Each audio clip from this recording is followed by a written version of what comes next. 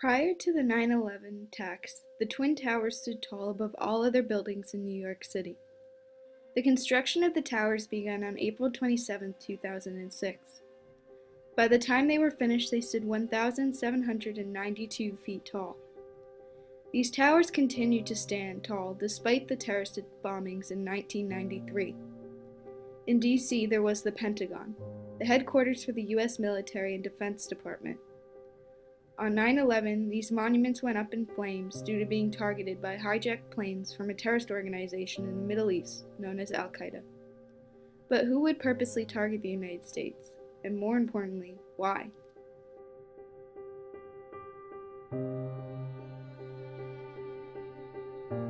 Qaeda's origins can be traced back to the Soviet-Afghan War.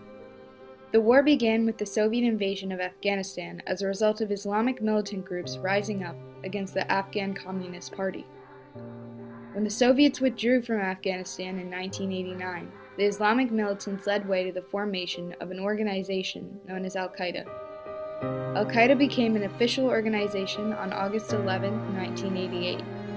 One of its primary leaders would later become one of the most well-known men in the world, Osama bin Laden.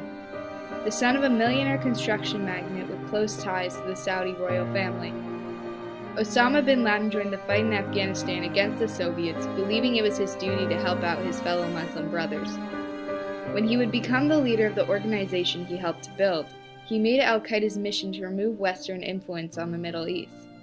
He believed that the West was corrupting the rulers of the Middle East and resulting in them becoming bad Muslims. Osama bin Laden built Al-Qaeda through the financial support that the United States had given the militant groups during the war to remove the Soviets and communist government.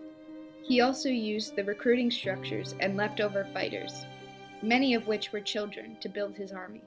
As a result, Al-Qaeda was able to grow in power from the money, men, and support from countries such as Saudi Arabia, Qatar, and Sudan. However, this triumph in their rise to power would quickly become a tragedy for the United States.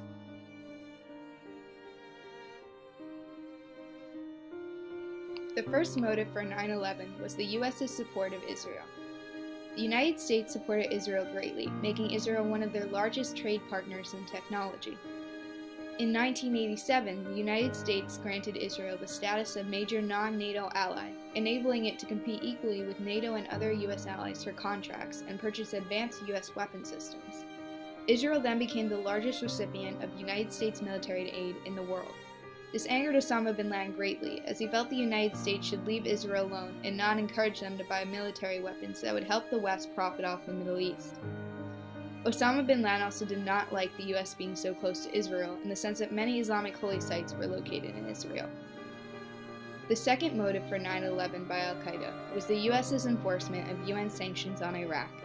On August 2, 1990, Iraq invaded Kuwait. To punish Iraq for doing so, the UN placed economic sanctions on Iraq on August 6, 1990. These economic sanctions were enforced by the United Security Council Resolution 661. As time went on, these sanctions would later grow, including a no-fly zone over the northern and southern portions of Iraq. What angered Al-Qaeda the most about these sanctions was the U.S. enforcing sanctions illegally under international law.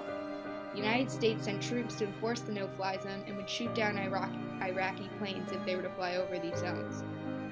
As a result, the U.S.'s support of Israel and the U.S.'s enforcement of economic sanctions on Iraq were the two biggest causes for becoming a target of Al-Qaeda on September 11, 2001. The night before the attacks, Osama bin Laden created a booklet of teachings and gave it to each of the men flying the planes. This booklet encouraged them to do what was right in the name of God.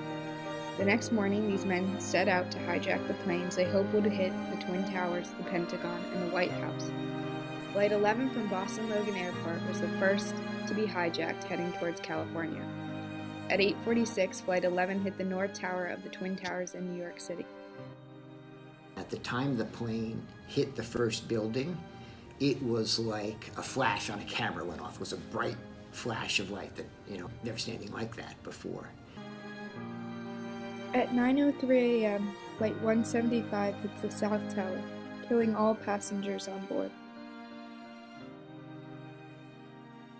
I heard you could hear the sound of a jet taking off. It's like that kind of roaring sound. I'm like, okay. I was kind of looking down, and I look up, and there's like this plane is kind of angling. What we now know is the United plane, the United 175. So this, I could see it was gray.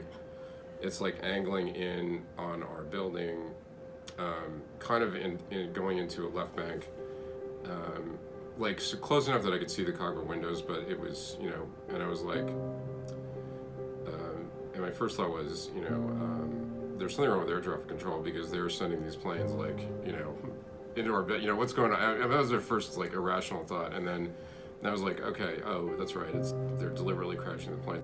When the South Tower was hit at the World Trade Center, it sent the people of New York City into panic, realizing that it simply wasn't an accident that the first plane had hit the North Tower. People ran from the streets and tried to take cover as debris was crashing from both the South Tower and the North Tower.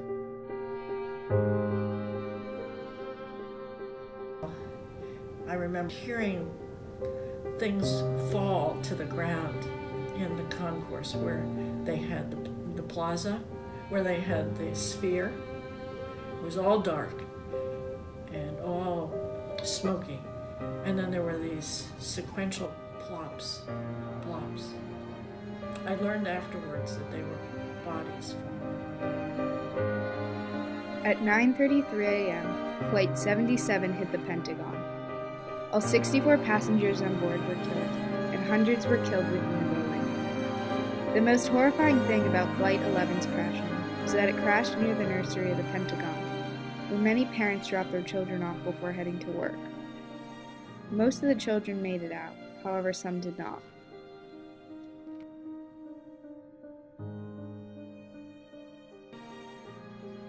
Back in New York City, the Twin Towers continued to burn as all of New York City watched. At 9:59, the South Tower collapsed, followed by the North Tower at 10:28 a.m.